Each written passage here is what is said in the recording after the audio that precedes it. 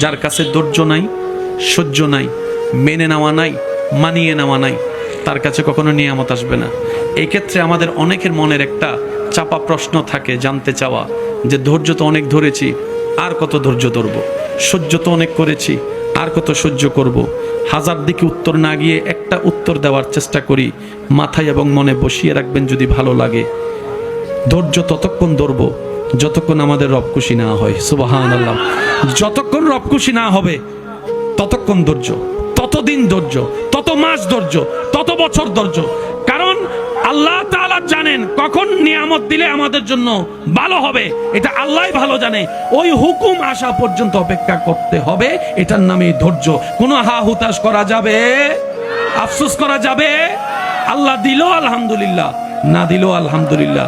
সুখ আপনাকে খুঁজতে হবে না, দেখবেন সুখ আপনার ঘরে নিজে থেকেই চলে আসবে। বলেন সুবহান।